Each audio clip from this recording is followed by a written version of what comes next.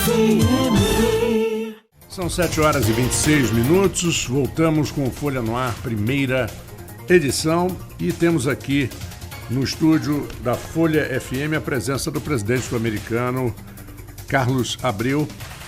E eu dou bom dia ao Matheus Berriel. Bom dia, Matheus. Bom dia, Marco. Bom dia, Carlos, Arnaldo. Bom dia, ouvinte. Bom dia, Arnaldo, novamente. Bom dia. Eu vou rolar a bola. Vou só já agradecer a presença do Carlos Abreu, presidente do Americano. A gente tentou algumas vezes marcar, mas dessa vez deu certo. Pena que nós estamos tão conturbados que não deu tempo pra gente se preparar tanto para a entrevista. Mas a gente vai naquele bate-papo que a gente sempre leva, pediu apoio aqui do Matheus. Matheus meio que joga nas 11 com a gente na redação, né?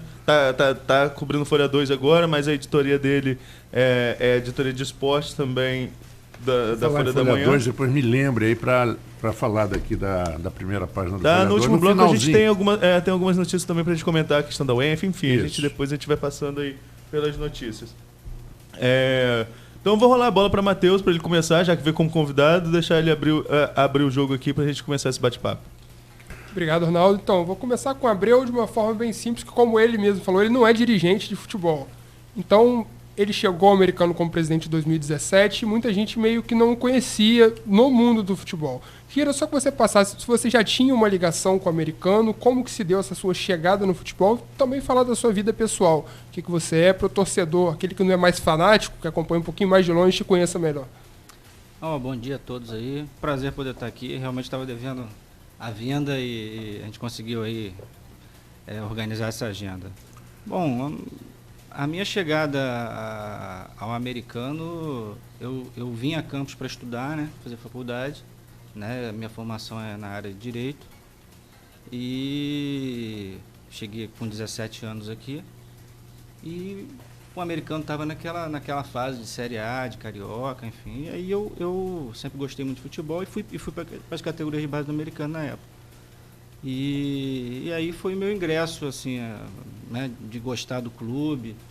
E a partir daí a gente... Você foi para a categoria como jogador? No Sub-17, eu cheguei a treinar um período, mas aí logo a faculdade começou Eu entrei muito cedo na faculdade, entrei com 14 anos, né?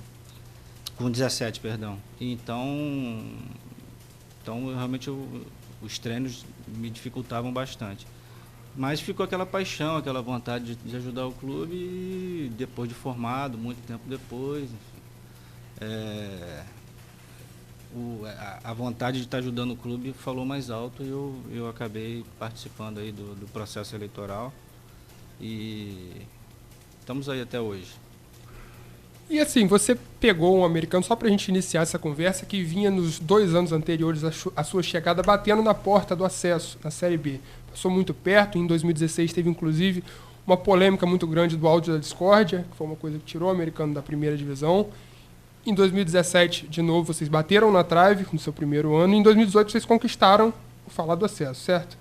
Como Sim, que você chega no clube e pega esse momento tão conturbado, principalmente pelo áudio da discórdia? Naquele momento, qual era a sua atuação no Americano e como foi chegar à presidência com aquela pressão de bater na trave, mas não subir? Naquele momento eu estava eleito presidente do Conselho Deliberativo, porque historicamente no Americano sempre se buscou alguém da área do direito, né? Não há essa exigência no regulamento, mas sempre se buscou assim, um presidente vinha do Dr. Mário Filho, do Dr. Edson Carvalho Rangel, eram sempre advogados da cidade, conhecidos, que assumiam a cadeira, digamos assim, eram convidados e participavam.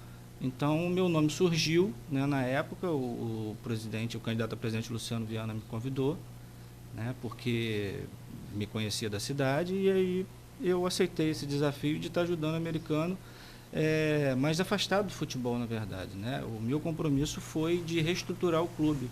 Como clube, eu levei muito tempo reestruturando a parte de estatuto do clube. Você pegar o estatuto americano hoje, que é de 2014, começou em 2014, no final de 2014, e foi assinado em 2015, início de 2015, ele é um dos estatutos mais modernos do país, né? A gente acabou com a procuração que tinha no clube, que era um escândalo, né? porque quem elegia o presidente do clube, isso acontece em outros clubes até hoje, tá? Quem elege o presidente do clube era o Conselho Deliberativo. E o Conselho Deliberativo do Americano era composto assim, tinham 90 sócios beneméritos e grandes beneméritos, que eram pessoas que ganhavam esses títulos, né, por supostamente terem ajudado o clube ao longo da história, e tinham 35 membros eleitos. Então, os sócios mesmo do clube, os donos do clube, votavam nesses 35. E aí esses 35 se juntavam a esses 90 e escolhiam o presidente do clube. É claro que os beneméritos sempre escolheram os presidentes do clube, porque os eleitos pouco importavam, infelizmente. E a gente realmente estruturou isso, acabou com procuração, né, porque o americano tem membros beneméritos que jamais pisaram em campos, né, ou se pisaram, não pisam há muitos anos. E a gente estruturou o clube administrativamente. Essa era a minha principal função, né? E, de certa forma, eu acho que eu ganhei um certo destaque dentro do grupo. E aí meu nome surgiu para vir como candidato, enfim. E isso aconteceu em 2017. Mas eu, mesmo em 2017, no meu primeiro ano, a minha exigência foi que o ex-presidente, o Luciano Viana, assumisse o futebol. Então eu fiquei muito afastado do futebol, né? E dizem que eu sou pé quente, né? Que logo assim que o Luciano pediu para sair e se afastou, meses depois a gente, coincidência ou não, a gente subiu. Eu tenho uma pergunta baseada no que você falou logo no início e que o Matheus citou aqui, e aí eu queria colocar essa coisa como um lado bom e o lado ruim. Por exemplo, você não era um dirigente de clube de futebol. Então, eu vejo, como jornalista, por 20 e tantos anos jornalista esportivo, eu vejo tudo que a gente já passou, que isso é uma grande vantagem. Isso é uma grande vantagem porque você não vem com aqueles vícios. Marco, na verdade, eu nem me considero um dirigente, na verdade. Eu estou dirigente, sabe? Porque as pessoas, elas se incorporam dessa imagem de que eu sou presidente, e acham que podem ficar no clube e tocar o clube como se donos fossem. Esse foi o maior desafio que eu tive no americano e tenho até hoje, que é a questão da vaidade, de você pensar de forma uníssona, vamos dizer assim. Né? Bom, então esse é um ponto. Você não ser dirigente, não estar naquele né, classificado naquela famosa panelinha. Por outro lado, isso te prejudica muito na Federação do Estado do Rio de Janeiro, porque aí a gente já sabe quando começam as teias, né? Dos dirigentes eternos. E terceiro ponto, que também é difícil de analisar, é que já está provado que o dirigente, que o futebol brasileiro, ele precisa de gestores profissionais, quer dizer, pessoas que realmente entendam de negócio, como foi o caso do Bandeira, que por acaso foi Bandeira de Mel, foi por acaso meu colega de turma no antigo ginásio, né, e científico, e que conseguiu colocar o Flamengo numa situação boa financeira, limpou, né? Agora, ninguém duvida que em 2, 3 anos o Flamengo cai de novo na inadimplência, na dívida, porque esse é o foco do futebol brasileiro. É impressionante que o futebol brasileiro ele não é dirigido, não estou me referindo a você e ao americano, mas não é dirigido de forma profissional, né? Até por conta dos estatutos dos clubes, que não permitem, ou que os sócios acham que são os donos, como você falou aqui. Como é que você se sente nesse meio agora? Eu tento me encontrar, mas eu acho assim que, sem dúvida nenhuma, o profissionalismo do futebol, dentro de qualquer profissão, na verdade, de qualquer setor, né, é fundamental. Mas é um pilar. Mas acho que o futebol hoje ele prescinde muito de um pilar que é fundamental para mim, que é seriedade, né, honestidade. Isso a gente infelizmente não vê. Eu fui punido recentemente porque falei o que eu sempre ouvi de muitos dirigentes de futebol, que o futebol do Rio de Janeiro não era para gente séria, que eu estaria saindo por causa disso. Não, mas ninguém tem dúvida disso. Ninguém tem dúvida ninguém disso. Tem dúvida disso. Mas ninguém fala também, como você falou. Mas ninguém fala. Mas ninguém fala. Ninguém fala. Incomoda, é verdade, Matheus. Então, porque dirigentes hoje no país vivem do futebol. Então, a gente vai ter exemplos assim, o profissionalismo vai resolver? A gente está vendo caso aí, eu acompanho o futebol, depois que eu me especializei, eu fiz Matheus me perguntou aqui da minha profissão, na área de Direito eu estudei fora do país, fiz doutorado fora, né, eu sou diretor de uma instituição, né, proprietário de uma instituição de ensino superior, né, que tem vários cursos na área superior, medicina, direito, engenharia, enfim, tem vários cursos. Então eu sou uma pessoa assim, eu me considero acadêmico, então eu gosto de estudar. Quando eu aceitei o desafio de ser presidente americano, eu fui fazer Master FIFA, pô. Eu tenho mestrado na FIFA, feito de gestão esportiva, fiz na Getúlio Vargas o curso de gestão esportiva, Universidade de Futebol, tem vários cursos. Porque eu queria entender... Então você é um dirigente. Eu comecei a entender o futebol, entendeu? Então, o que eu percebo é que o dirigente, primeiro, ele não tem conhecimento da área. Hoje eu consigo sentar com qualquer integrante de comissão técnica, eu consigo sentar qualquer área, do marketing à parte tática do clube, porque eu gostei do desafio e me dedico ao americano para poder pensar o clube de uma maneira macro, maior, não só futebol, né? Então a gente implantou uma série de situações lá no americano hoje e que a gente ainda não divulga, mas como por exemplo, não existe clube no país que tenha a estrutura que o americano tem hoje em termos de educação. O americano hoje tem um centro de estudos dentro do CT, né, convênio com uma faculdade, essa faculdade que eu represento, que todos os funcionários, todos os atletas do clube têm cursos superiores gratuitos, bolsas. Eles vão estudar porque os que moram no CT, sobretudo, né, eles ficam lá, aquela coisa de ficar no WhatsApp, ficar jogando. Não, vão ter que fazer um curso. Porque, eu estou falando das categorias de base, é extensível os da categoria de base, e também aos profissionais que ficam lá. Então, tem cursos em várias áreas, cursos também à distância, que possibilitam, então, que o atleta possa, que a pessoa, né, possa virar um cidadão melhor, enfim. Então, a gente está implantando isso no clube. É uma visão de clube cidadão que a gente implantou desde o início. Sair um pouquinho das 4 linhas e ficar pensando o americano como... na verdade, é fazer com que o americano assuma um papel que eu acho importante dentro da cidade, dentro da região. A responsabilidade social que o clube tem que ter mesmo, né? Com todo mundo, a gente saiu de um lugar, foi para Guarulhos, né? A gente saiu do Parque Tamandaré e foi para Guarulhos. A gente tem que se inserir lá em Guarulhos, tem que acabar essa história, o time do Parque Tamandaré. Já foi. Hoje a gente está em Guarulhos, a gente tem que respeitar e gostar de lá, porque para a gente poder ser respeitado e querido lá. Sim. Né?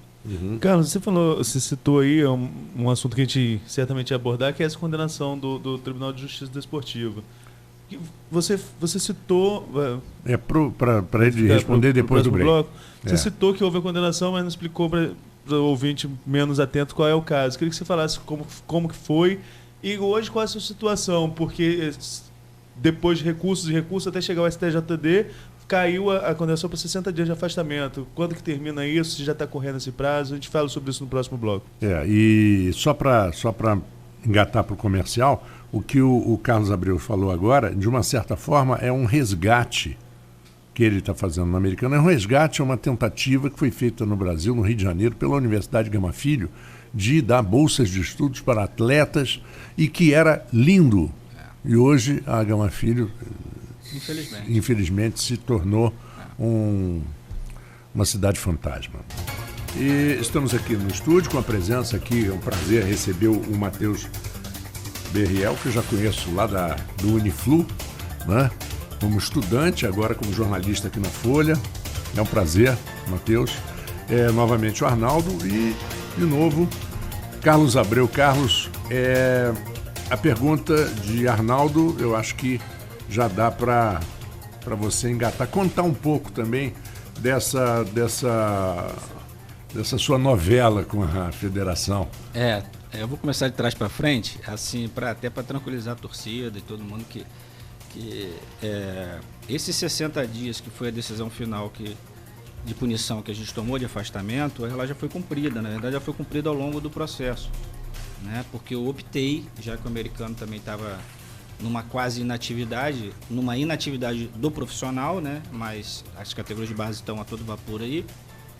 Eu optei, então, nesse momento, né, desde da condenação inicial lá na comissão, né? Depois a gente foi para o pleno do TJD, essa punição foi majorada, né, em alguns aspectos, graças à interferência, evidentemente, do presidente do TJD, o Marcelo Jucá, e ele foi o voto de Minerva, né?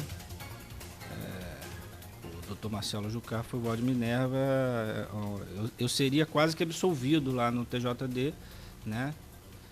Porque, na verdade, tudo que eu falei que aconteceria, né, no início acabou acontecendo.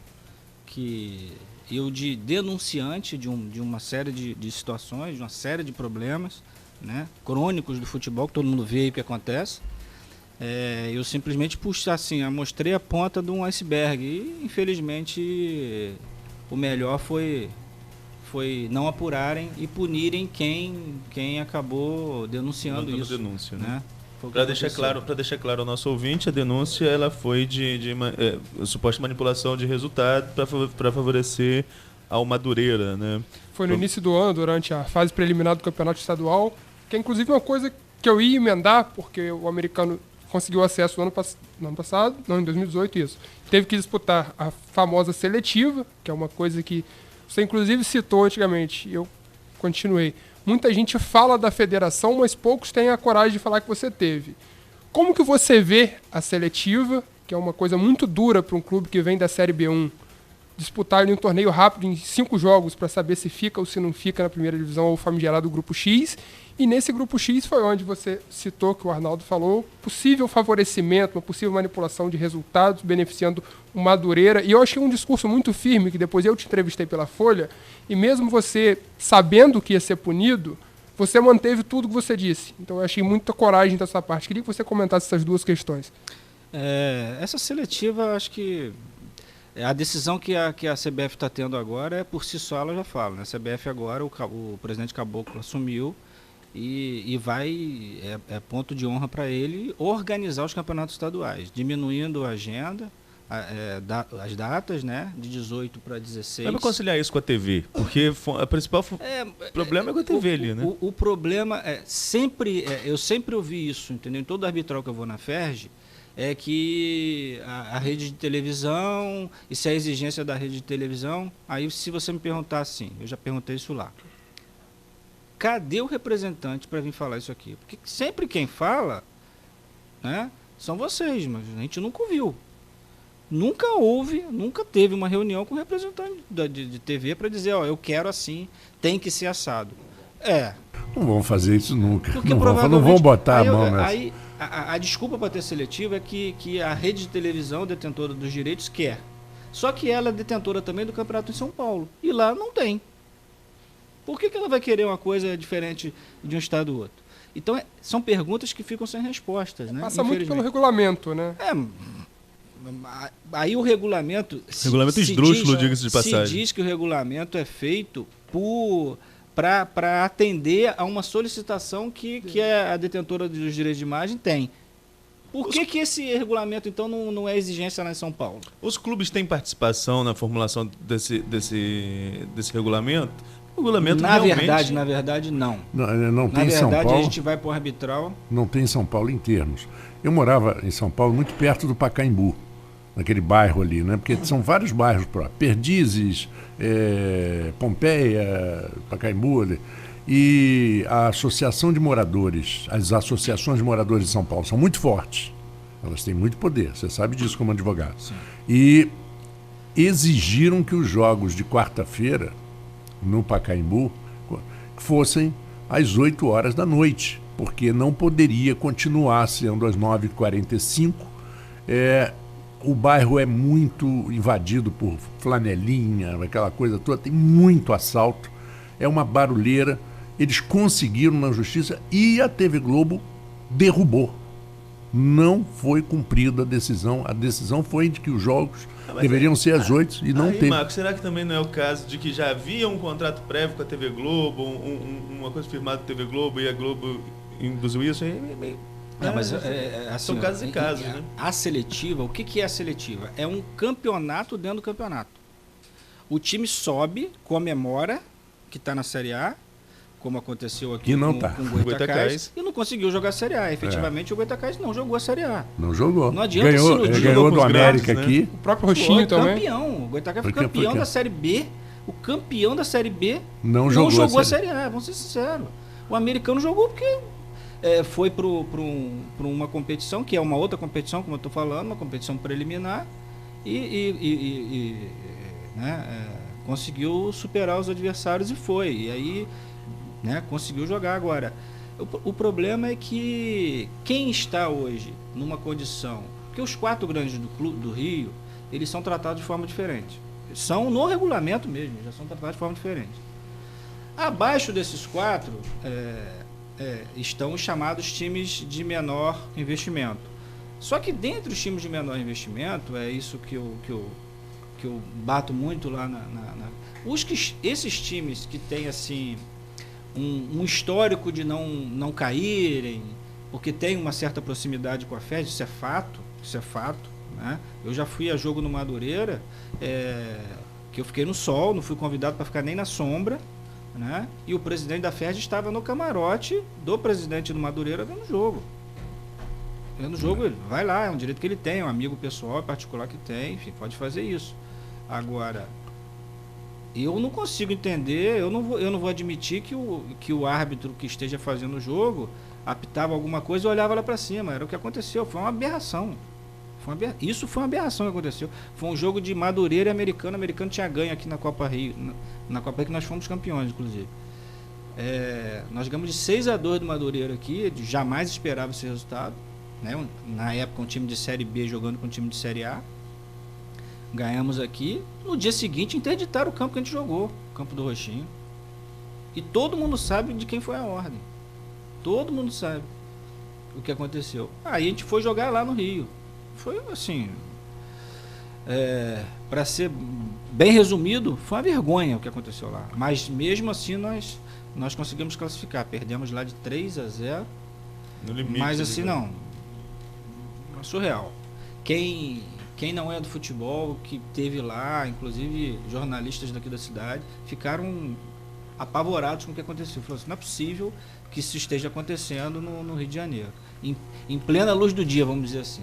Mas esse foi o assalto à mão armada em plena luz do dia. É uma situação muito difícil. Eu queria voltar um pouquinho a pergunta que você começou a responder, mas aí a gente só que sobre essa questão do regulamento. A participação efetiva dos clubes na construção desse regulamento, que como a gente já falou aqui, eu acho que não tem uma pessoa, eu chamei o Matheus aqui porque o Matheus está mais por dentro da cobertura esportiva, mas eu já fui editor de esporte da Folha também, Marco está aqui com experiência de jornalismo esportivo, e vários amigos de cobertura esportiva aqui da região. Acho que não tem uma pessoa, não tem um jornalista do interior, sobretudo, que vai cobrir o futebol, que vai cobrir a Série B e a Série A do estadual, que acha normal esse regulamento. E qual a participação dos clubes efetivamente? Porque, em tese, seriam os clubes que montariam esse regulamento. A diretoria de competição da FERJ, né, ela vai para o arbitral, convoca o arbitral. Geralmente, às vésperas de terminar o prazo de 60 dias do Estatuto do Torcedor, geralmente, infelizmente, é assim que funciona. E às vésperas chega lá com o regulamento pronto e é mais ou menos isso mesmo. Isso, às vésperas é para não dar tempo mesmo, intencionalmente, de se discutir ou de se tentar modificar alguma coisa. Para se tentar modificar. Só que os clubes que tentam melhorar isso, né, também que pouco se posicionam, né, preferem ficar numa situação relegada a um segundo plano aí, em termos de porque o voto é voto de todo mundo, teria que ser igual, né? Mas muitos se calam, infelizmente, e o americano é sempre voto dissidente, infelizmente. Mas vamos ver se esse ano as coisas mudam. A gente tem essa oportunidade de fazer isso, né? A gente pode, porque o estatuto, o regulamento, ele só pode ser mudado em 2 anos.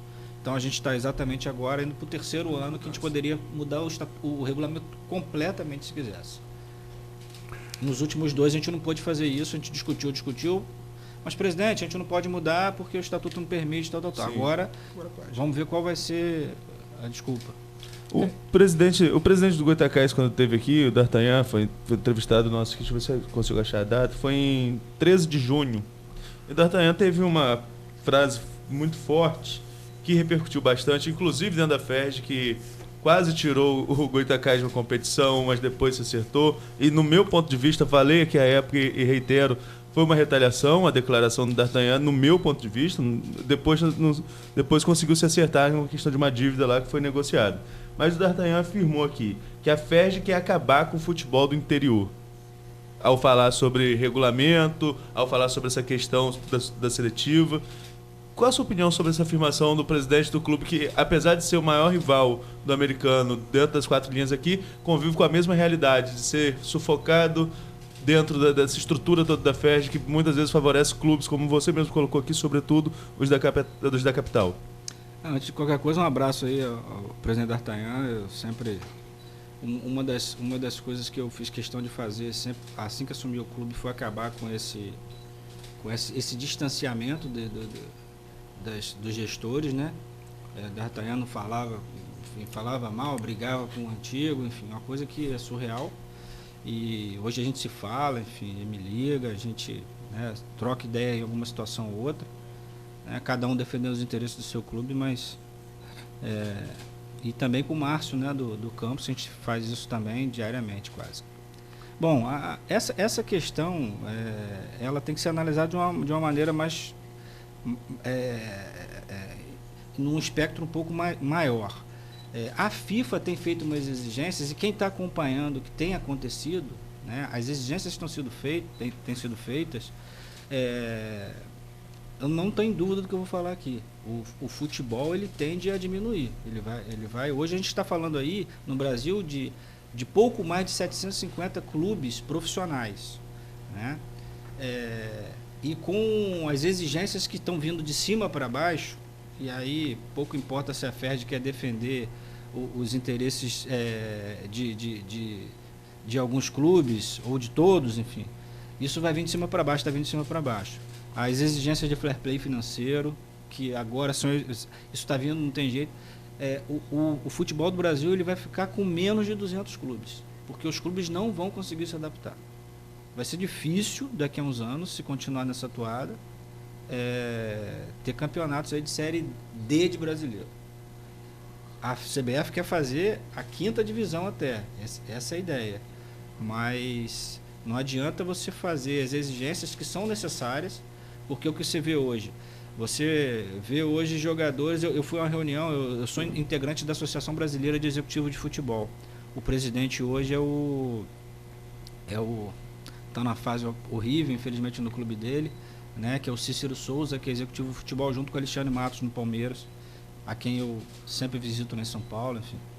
E antes era o Caetano, que estava no Flamengo. Enfim, a gente se reúne dia 2 agora, segunda-feira teve uma reunião em São Paulo, eu não pude ir, mas a gente está sempre se reunindo, e então eu procuro estar sempre com esses executivos, essas pessoas que estão num nível de Série A, né?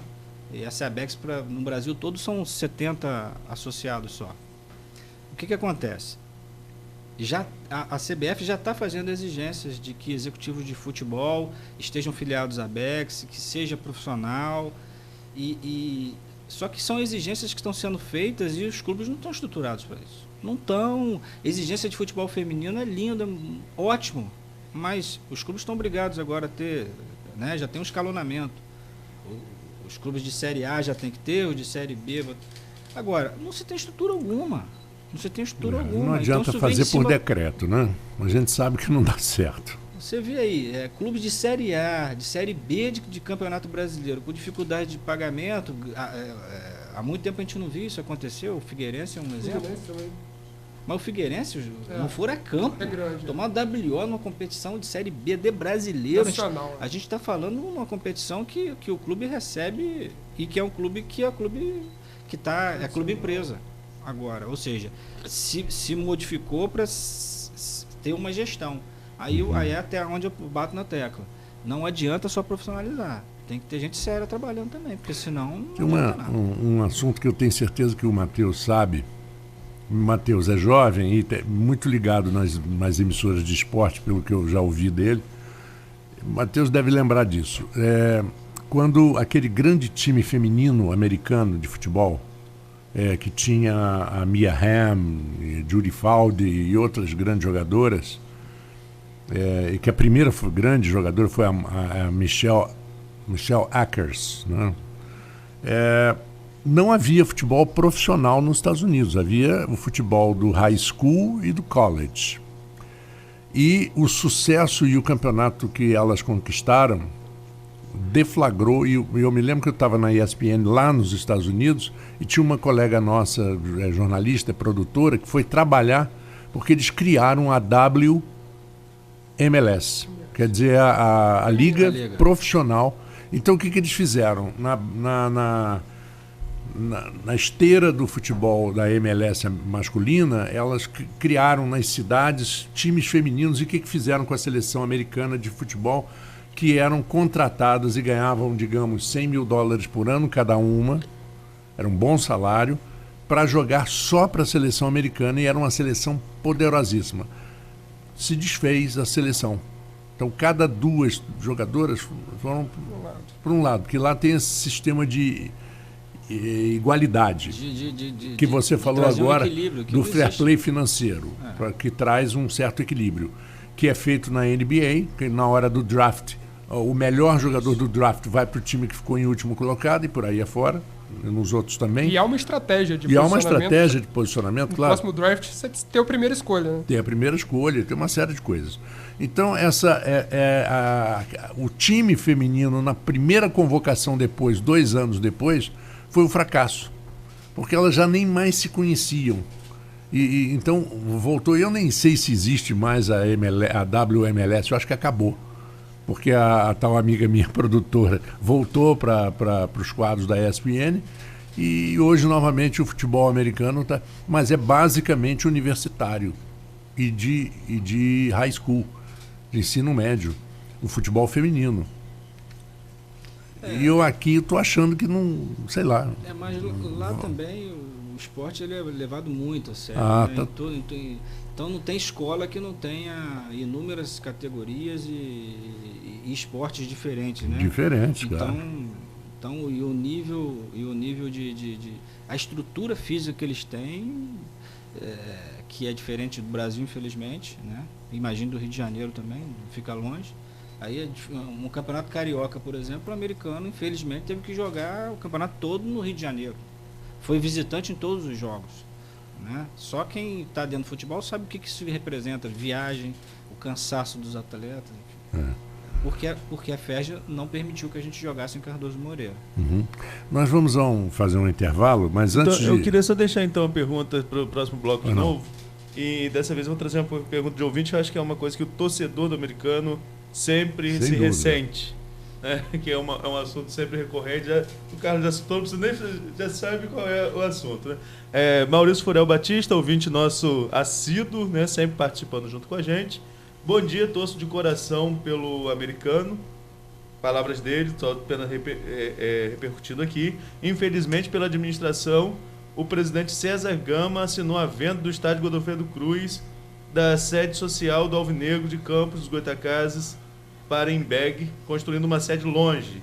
Achei a pior medida possível. Qual o seu ponto de vista? Então, respondendo a um torcedor e assíduo ouvinte nosso, sempre participa aqui junto com a gente. Exatamente. Essa pergunta vai para o próximo bloco, e eu jogo um pensamento também para o próximo bloco, e eu queria depois que o Matheus desenvolvesse um pouquinho isso com o nosso convidado. Eu me lembro muito, eu sou muito mais velho que vocês todos, então eu me lembro muito da pujança que era o futebol carioca. Então, por exemplo, você, para um Flamengo, para um Vasco, um Botafogo, para um América, para um Fluminense, vencer o Campeonato Carioca era o maior orgulho. Né? Vencer um Fla-Flu, vencer um Flamengo e Botafogo, Flamengo e Vasco. E eu me lembro que quando morei aqui em Campos, no período dos anos 80, quando tinha Flamengo e Americano aqui, Fluminense e Goytacás, a cidade parava. E isso fez com que o Campeonato Carioca tivesse, na época, muita pujança. Tinha um charme também, né? Tinha um charme, entendeu? Era uma coisa impressionante. Eu mesmo fui ver vários jogos em 4 anos que eu fiquei aqui, antes de mudar. 2 convidados, né? O convidado da casa, que é o Matheus Berriel, editor de esportes. Temos o Carlos Abreu, presidente do Americano, e o Arnaldo. Bom, esse não é convidado, não. Esse tem obrigação de estar aqui. É verdade. Vamos lá, gente. Esse assunto é muito interessante. Eu acho que é o assunto que mais mexe com a torcida do Americano, né? Que foi a venda do Godofredo Cruz e a construção da nova sede lá em Guarulhos. Segundo o nosso ouvinte aqui, o Maurício Furel Batista, ele que mandou a pergunta. Claro que a gente ia chegar a esse assunto, que, como eu falei, é o assunto que mais repercute entre o torcedor do Americano. Ele acha que achou a pior medida possível, a venda do estádio para construir lá em Guarulhos. Qual o seu ponto de vista com relação a toda essa transação? E passa para a gente também, sobretudo para o torcedor americano, qual o panorama hoje lá do complexo esportivo? Olha, com relação a essa transação, a gente também não pode ser hipócrita e injusto, né? Porque a situação do Americano era a seguinte. Primeiro que, evidentemente, havia um presidente na época lá que conduzia as assembleias, mas as pessoas foram lá e votaram, né? As pessoas foram lá e votaram. Quem tinha direito a voto à época era só os sócios do clube da época, em dia e tal. O pessoal foi lá e votou, muita gente participou das discussões, enfim. E naquele momento, a gente, assim, os associados, o que chegou para os associados era o que estava acontecendo no Guarani, lá no Brinco de Ouro da Princesa, por exemplo, cheio de penhora, cheio de coisa, cheio de dívida.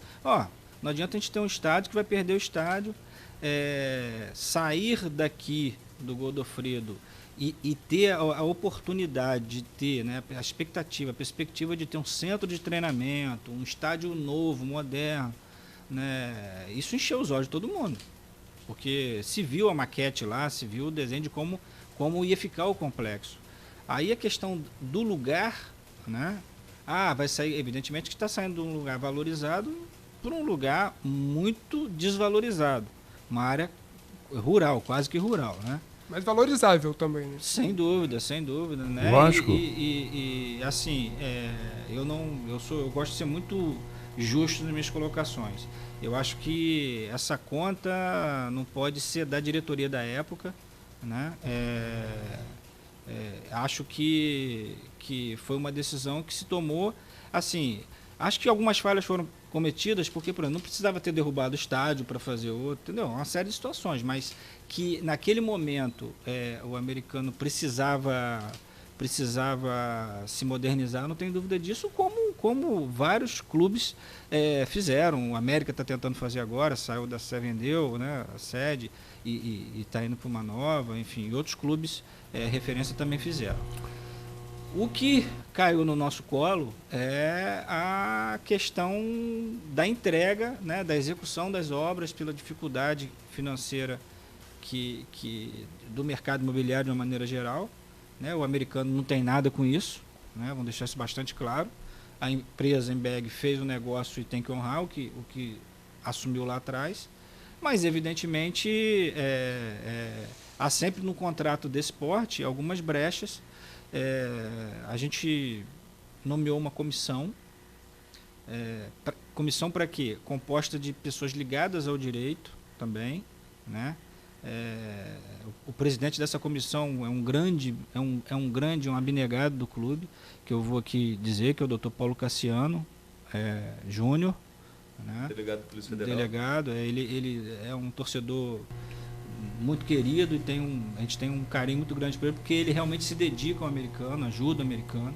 Ele presidiu essa comissão em inúmeras reuniões com a empresa, né? No sentido de agilizar as obras, no sentido de diminuir o prazo da obra, no sentido de atender alguns anseios que se precisavam do projeto em si, que realmente não estavam a contento. E dessa série de discussões saiu um novo termo de aditamento que eu assinei, eu e outros integrantes da diretoria, né, com o aval da Assembleia e do Conselho Deliberativo, assinamos uma escritura de um aditamento à escritura que foi celebrada lá atrás, antecipando a entrega do estádio. Então essa é a boa notícia. Evidentemente que a mágica não daria para fazer, a gente teve que antecipar a entrega do estádio e postergar a entrega da sede social. E fiz isso e falo abertamente isso porque hoje o clube recebeu uma sede social com piscinas e com toda uma estrutura que eu teria que ter de sede social, traria um número, evidentemente, de sócios para dentro do clube, mas financeiramente eu teria que estar mantendo isso, e o clube hoje realmente não tem condição de estar mantendo uma sede social tal qual irá receber. Então essa sede social foi postergada, né? A gente antecipou em 1 ano a entrega do estádio. Que fica para ano que vem. Já para o ano que vem o estádio vai ser final do ano. Final do ano, podendo chegar, na verdade, o prazo, porque tem aqueles 6 meses que todo contrato desse esporte coloca, são 180 dias, por caso se tiver chuvas, aquelas intempéries, enfim, aí sempre tem aquele prazo que se coloca de 6 meses. Então a ideia, o contrato é agosto do ano que vem, mas pode postergar mais 6 meses. Até início de 21. Eles têm essa margem, vamos dizer assim, essa gordura para entregar, mas dessa vez foi colocado multa se não entregar. E durante esse período, já agora, a empresa assumiu uma série de compromissos, digamos assim, uma contrapartida que a gente conseguiu inserir, de ajudar na manutenção do CT, que hoje o clube estava fazendo. Então a gente conseguiu isso. No ano passado, perdão, Marco, eu lembro que eu entrevistei o Paulo Roberto, que é o maior jogador da história do americano, gols em finais de campeonato campistas e tudo mais, e ele me falou uma frase muito marcante que até mudou um pouco a forma como eu vi aqui. Eu já fui ao CT algumas vezes, parabenizo todos os envolvidos, que a estrutura é muito boa realmente, e ele falou que, assim, Guarulhos é longe, a BR-101 é longe, mas com um time bom, com o estádio lá, todo mundo vai.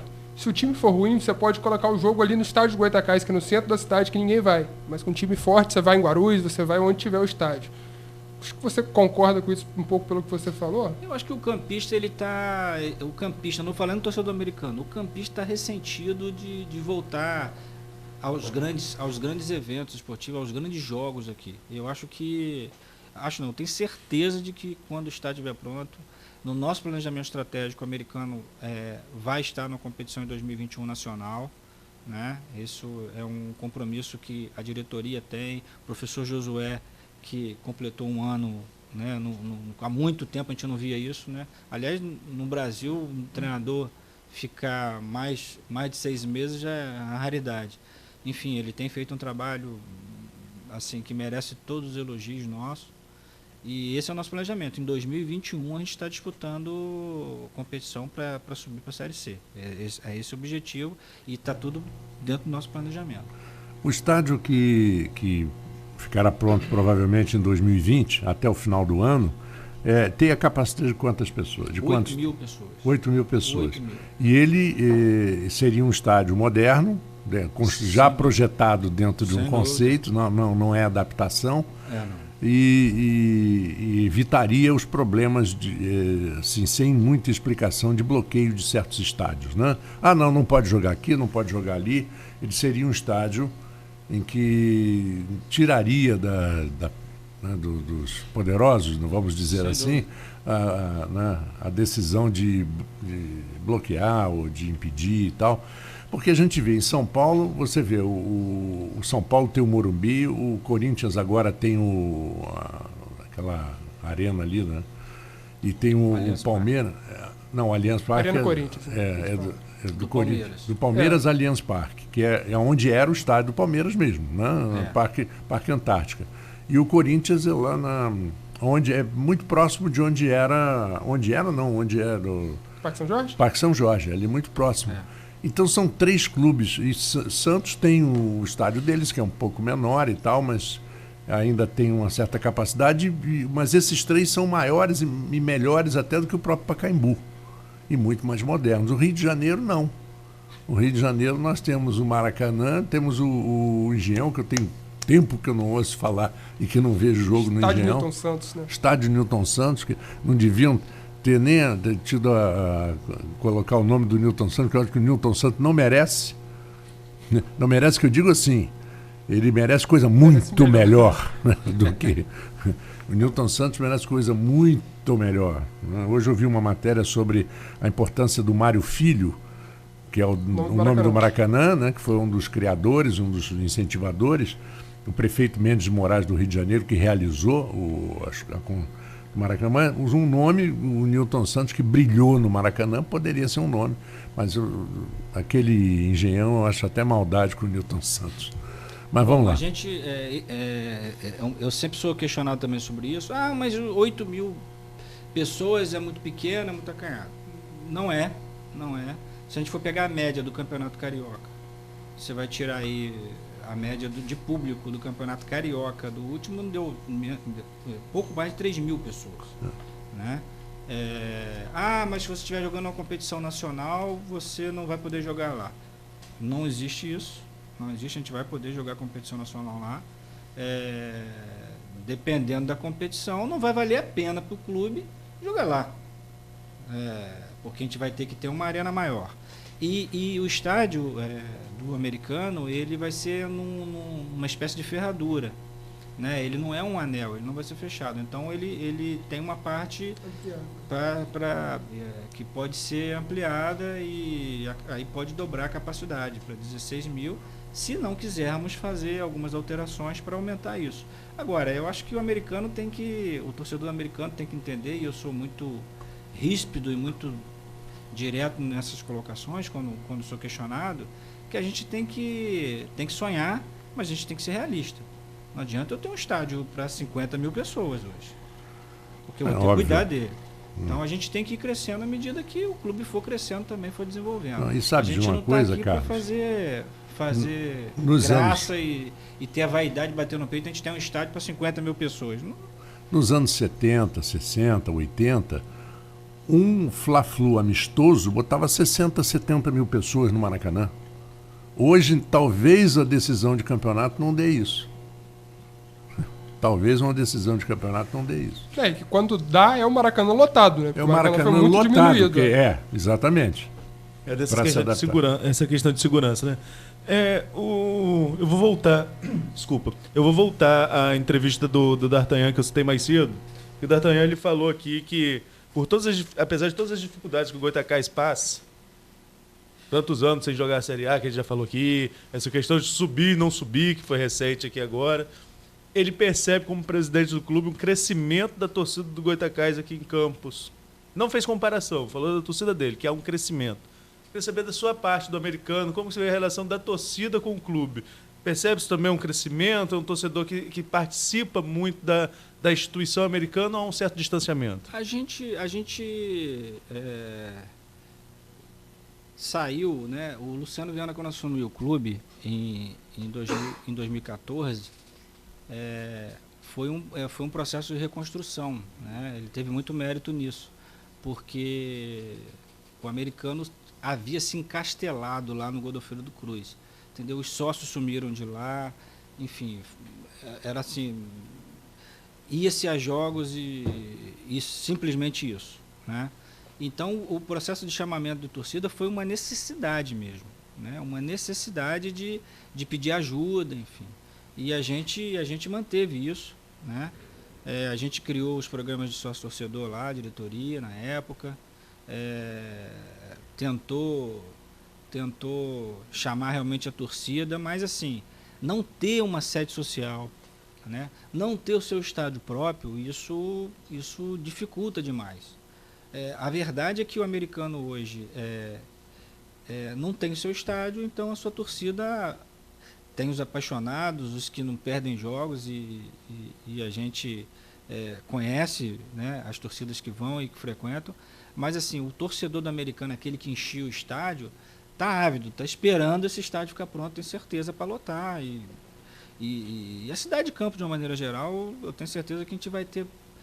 Qualquer jogo que a gente fizer aqui, a gente vai estar com um público muito grande. No estado do Rio tem sido cada vez mais incomum os 4 grandes da capital jogarem no interior. Às vezes se jogava em Macaé, mas o estádio está com problemas e tudo mais. Esse estádio do Americano, você já pensou, ele receberia os 4 grandes também em jogos do estadual ou não? Questão de capacidade. Penso que sim. Excluindo aí o Flamengo, provavelmente o Vasco, os outros, tanto que a gente jogou, né? A gente jogou com o Botafogo, a gente jogou em Bacaxá, pô. É um estádio muito menor do que a gente vai ter, né? Jogamos com o Fluminense lá em Bacaxá também. Enfim, então não vejo dificuldade nenhuma, né? O do Vasco, o mando era do Vasco, a gente acabou jogando em São Januário, mas porque o dia que tiver Vasco e Americano, é uma tendência natural que o jogo seja no Espírito Santo, porque o Vasco tem muita torcida lá e quase que foi esse jogo no campeonato passado. Fica tudo fechado, para o Americano seria excelente, né, porque financeiramente era um recurso muito bom que ia entrar para o clube, mas às vésperas, por uma questão técnica lá da emissora, acabou não podendo, a gente teve que fazer o jogo em São Januário mesmo. E agora uma outra questão rápida, você citou o retorno à competição nacional em 2021 para brigar, que seria o objetivo. Na Copa Rio, o Americano vinha de 2 ótimas campanhas. Ele foi vice-campeão, depois foi campeão inédito, no ano passado. Esse ano, o clube, questões financeiras, decidiu colocar os garotos mais novos, dar uma oportunidade, até porque está parado, não tem estadual, está com o elenco reduzido. Essa decisão, como que isso foi discutido para o torcedor que vinha de um título inédito e é uma competição que te leva a um campeonato nacional, ou a Copa do Brasil, ou a Série D do Brasileiro, como que se decide parar um calendário? Quanto a questão financeira pesa nisso e como foi a aceitação do torcedor? Bom, evidentemente foi uma decisão muito difícil, mas a gente, enquanto gestor, a gente tem que tomar as decisões. Eu sou muito criticado porque eu não jogo para a galera, enfim, não, né, como se diz aí no linguajar popular. E foi uma decisão muito, muito tranquila de minha parte, né? Difícil de convencer diretoria, torcida, acho que não consegui convencer até hoje de que não porque a Copa Rio ela vem para tapar um buraco, digamos assim, dos clubes que não têm o que jogar nesse segundo semestre, esse calendário. Só que é uma competição extremamente cara, assim, para o ouvinte entender o que a gente está falando. Eu estou falando de gastar com o jogo em si, né? As despesas com arbitragem, ambulâncias, enfim, mais ou menos R$15 mil por jogo. Fora, né? Porque aí tem os jogos fora também, em casa e fora. É mata-mata. E você teria que montar um elenco para isso. Então, assim, muito próximo daqui, o Goitacás tentou fazer isso e deu no que deu, né? Montou um elenco, trouxe grandes jogadores. Quando o Americano foi campeão, eu lembro que o Goitacás, na última Copa Rio, ele montou um elenco, ia disputar a seletiva. O que aconteceu? Chegou na seletiva, né, já com problemas financeiros, era natural. Eu tomei a decisão, inclusive eu falei até com o presidente Márcio do Campos, falei: Márcio, você está tomando decisão que eu acho equivocada. Eu sei o que vai acontecer. O primeiro jogo nosso vai ser contra um time da Série C, né? Mas passando, eu já vou pegar o Boa Vista, que está em competição, está em Campeonato Brasileiro, tem um elenco forte. Eu vou gastar, teoricamente aqui, falando no linguajar popular, eu vou gastar R$30 mil para fazer 2 jogos. Além da folha, né? Estou falando só de despesa do jogo. Vou gastar R$30 mil e vou ter que gastar mais 30 para fazer o mata-mata com Boa Vista. Esse recurso eu prefiro guardar para montar um time mais forte, porque interessa, que é a seletiva. E assim fizemos, e não estou arrependido, não. Para quem não está muito por dentro, a Copa Rio, os 2 finalistas disputam uma competição nacional, sendo que o campeão escolhe. Quando o Americano foi vice, ele acabou herdando a vaga na Série D, porque o campeão escolheu a Copa do Brasil. E no ano passado, que o Americano foi campeão, havia uma dúvida qual seria a escolha, também foi pela Copa do Brasil. Por que isso? A questão de calendário, a Copa do Brasil, a gente sabe que tem um dinheiro a mais por participação e recompensa por fases. Foi isso que pesou na escolha? Sem dúvida nenhuma. O Campeonato Brasileiro da Série D, evidentemente, é um sonho, mas você tem que estar com o pezinho no chão e estruturado. Quando a gente foi vice-campeão em 2017, meu primeiro ano como presidente, da Copa Rio, a gente herdou um Campeonato Brasileiro e foi muito difícil, porque se fala que a CBF banca o campeonato, mas a CBF banca as viagens do clube. Agora, a arbitragem, os jogos, para ter noção, dá mais ou menos R$20 mil por jogo. E a gente tinha que jogar no estádio que era Macaé na época. Então, assim, a Série D é deficitária, é muito deficitária. Você tira recurso do clube por uma competição se você não está estruturado. É o que acontece. Você vê aí, Portuguesa com muito recurso financeiro, Boa Vista, investiu um dinheirão, botou um monte de jogador lá, trouxe um monte de gente, não conseguiu passar de fase. Enfim, então é uma competição extremamente difícil, né? E você, se não tiver estruturado, você vai abrir uma torneira e depois a água vai embora e essa água você vai sentir sede lá na frente. É o que acontece. E o que o Matheus falou da Copa do Brasil, além de ser financeiramente muito interessante, vou falar da Copa do Brasil, esqueci. Copa do Brasil, ela ainda tem uma exposição em televisão muito grande, porque o dinheiro que vem muito é por cota de TV também, né? Exato. Quando abordo essas questões, eu sempre gosto de falar de números, porque o americano hoje, eu falo de números abertamente do que entra no clube, o que entrou. A Copa do Brasil, a gente fez um jogo, o mando era nosso, tivemos que jogar em Bacaxá, mas o mando era nosso, pegamos o Londrina, né? O que entrou para o americano desse jogo, R$472.500. É uma grana. É um jogo, a primeira fase. Esse é o que o americano está no grupo dos que ganha menos, né? Digamos assim, na Copa do Brasil. Na primeira fase, por exemplo, os times de Série A, por exemplo, já saem ganhando 1 milhão e tanto por jogo. O americano ganhou nessa partida, se capitalizou, né, para jogar seletiva com esse recurso, né? E a decisão, só para eu finalizar minha sequência de perguntas, a decisão de jogar a Copa Rio, como eu já falei, com uma equipe alternativa esse ano, acabou te deixando, claro, sem o calendário, e o americano foi obrigado a emprestar muitos jogadores para manter o elenco para o próximo estadual. Temos o exemplo do Campos, que teve até uma polêmica que os jogadores não vinham jogando, voltaram no jogo de ontem. Queria que você comentasse como que está a situação desses jogadores emprestados, além do Campos, para outros clubes também, para o torcedor ter uma ideia do elenco que vem para o próximo ano. Esse era um outro problema que a gente tinha no clube. Também foi uma decisão muito difícil de tomar, porque pelo calendário que existe, né? Como é que para o ouvinte entender? A competição, o Campeonato Carioca que se joga, ou Série B, ou Série A, enfim, é uma competição muito curta. É uma competição muito curta e você fica sem calendário para o ano todo. Então você não pode contratar um atleta por um período de 1 ano, 2 anos. Porque aí o cara vai ficar parado, você vai ter que pagar, evidentemente, o que você se comprometeu com ele. Então, o que os clubes fazem? Né? Eles contratam por 4 meses, 5 meses, 6 meses. Por empréstimo, né? Não, contrata mesmo. Contrato só por esse período. Depois o atleta está livre. Na verdade, o atleta já chega no clube podendo ir para qualquer outro lugar, porque pelas regras da FIFA, ele 6 meses antes de terminar o contrato dele, ele pode assinar um pré-contrato. Então, ele já pode se vincular a um outro clube, estando naquele clube que ele está.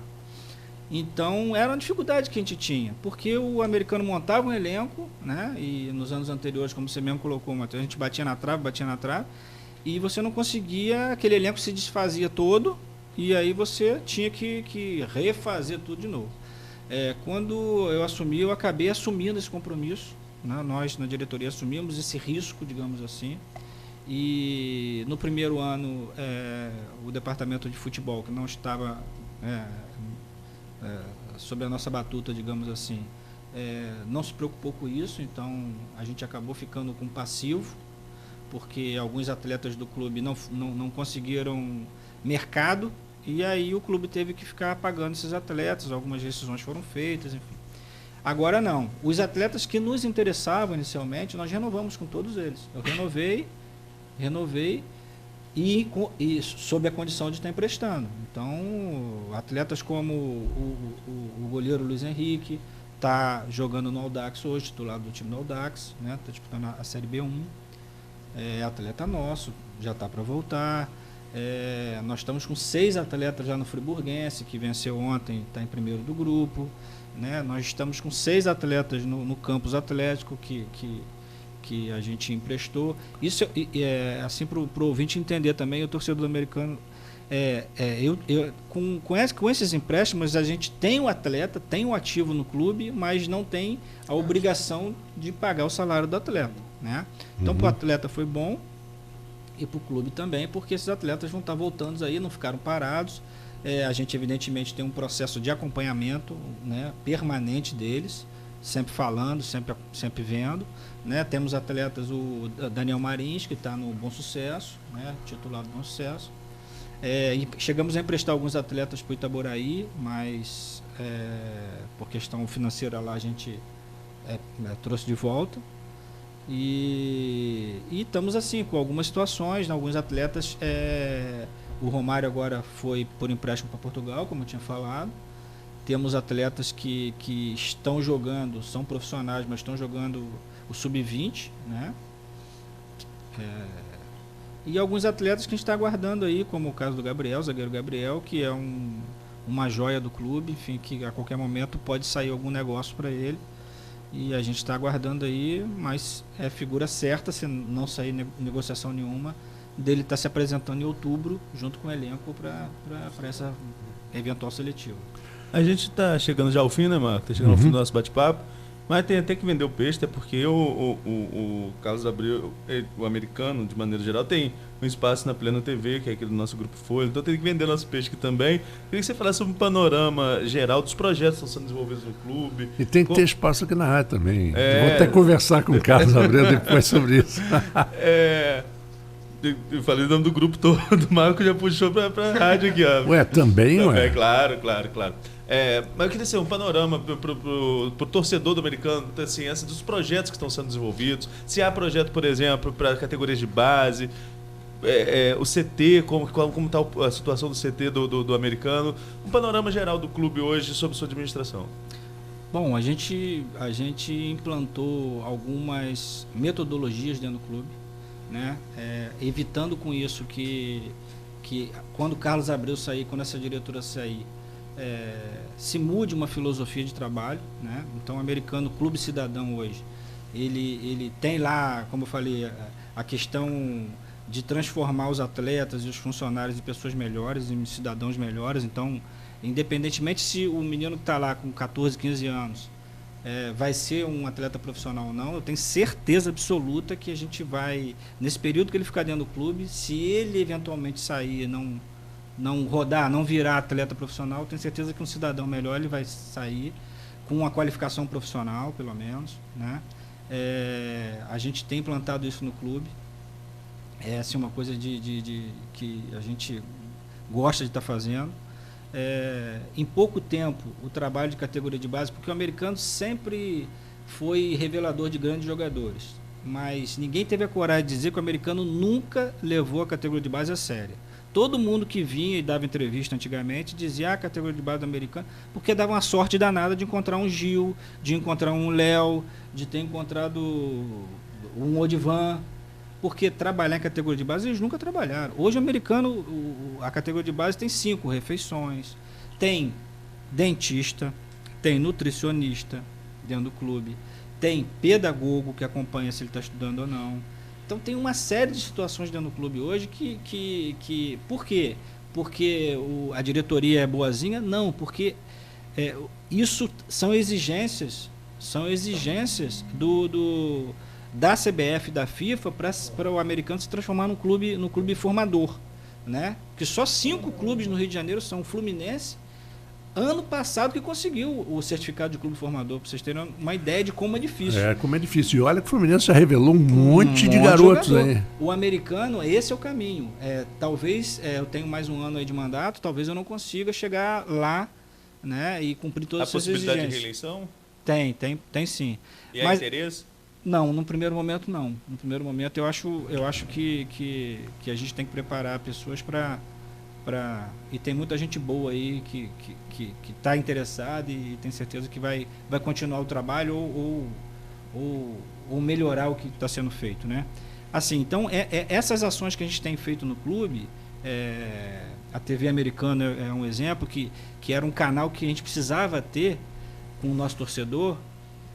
São ações que chamam a atenção de muita gente e chamaram a atenção, por exemplo, do Flamengo, que procurou a gente para fazer uma parceria. E hoje o Flamengo, querendo ou não, torça o nosso ouvinte para o time que for, ele é referência em gestão. Então, se um clube Sem referência dúvida. em gestão vem aqui e começa a ver o trabalho, quer fazer parceria, o Vasco também fez. Estamos recebendo um representante do Grêmio aqui, eles querem conhecer o projeto. Ou seja, a gente está sedimentando um trabalho que está ainda no início, é verdade, mas a gente está começando o Flamengo hoje, da região aqui, qualquer atleta que desponte, primeiro vai passar no Americano para depois ir para o Rio. Só se for ou seja, isso para a gente é um trabalho muito legal. A gente está recebendo aí. A gente tem atletas de fora do país, né, da Guiné que estão aí. Semana passada chegou um da Austrália, é um convênio que eu estou fechando com escolas da Austrália. Então eles vão vir aqui, passar um período aqui. Isso vai capitalizar o clube, né, porque vai se pagar para estar aqui. Então são fontes de receita que a gente está buscando ter. E tudo para estruturar o clube de uma maneira que possa deixar o clube autossustentável, né? Você citou nessa parceria com o Flamengo do Sub-20, foi até o que eu te mostrei aqui no celular para lembrar do assunto. O Chicão acertou um contrato com o Flamengo, o zagueiro? Chicão e Diogo. Dioguinho São também dois, assinou. Dioguinho também, os dois assinaram o contrato. Assim, para a gente é motivo de orgulho, né?